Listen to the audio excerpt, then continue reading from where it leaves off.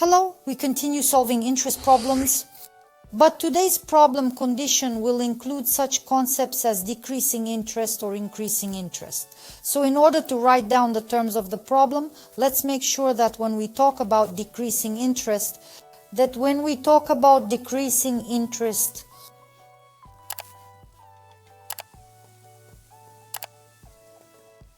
I'm going to show it as a down arrow. And when I'm talking about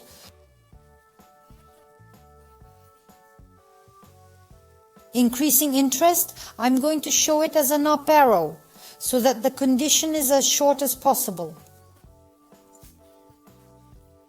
Of course, you and I will be sounding out all of these conditions. The conditions of the problem look like this. When the number was reduced by 20%, it became equal to 160. We need to find the original number. Let's write this problem down. With a short condition, so there was a number. This number was reduced by 20%. It became equal to 160. And we need to find out this number as a result. How to work with such tasks? Well, first of all, we need to be clear what we're going to write in the summary condition. This is just the condition of the problem, and we need to write down a brief condition that will help us solve this problem. So what are we going to talk about? So there was a number. We don't know it. It was reduced by 20%.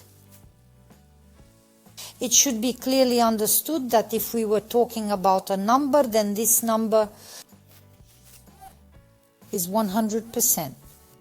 So this is the number we need to know. So I need to know 100%, and then I can say what this number is equal to.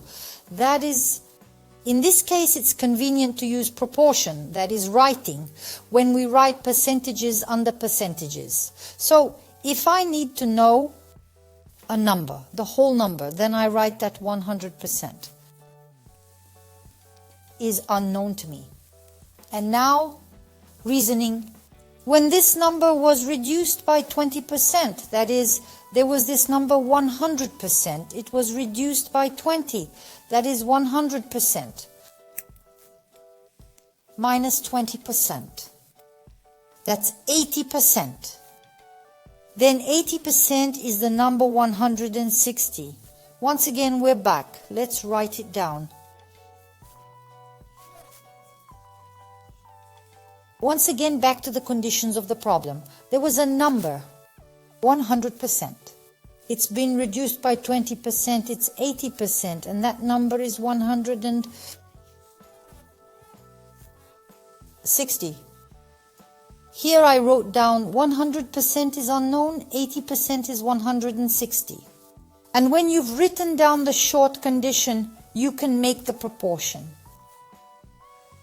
It's important to remember that percentages are always written under percentages. The rest of the units are listed in a separate column nearby, presently. Let's denote the unknown by x and using the rule of proportion. 80% times x equals 100% times 160. Notice that I write down the percent sign. You will now see why I am doing this. From this resulting equation, we find x. How do we find x? 100% times 160 and divide by 80%. Now you'll notice that I'm abbreviating the percentages in this entry because I have to get a number for the answer. And indeed, I have the percentages reduced. And now I'm working with numbers. So 160 and 80 are conveniently reduced by 80. That leaves 1 here and 2 here. And then 100 times 2 gives me 200. So I got the number 200, which is what I needed to find. Let's check it again. Let's go back to our conditions to our question. We needed to find a number. The number is 200. Our percentages were reduced in the process of solving. In the next lesson, we'll continue to analyze this type of problem. That's all for today. Goodbye. See you again.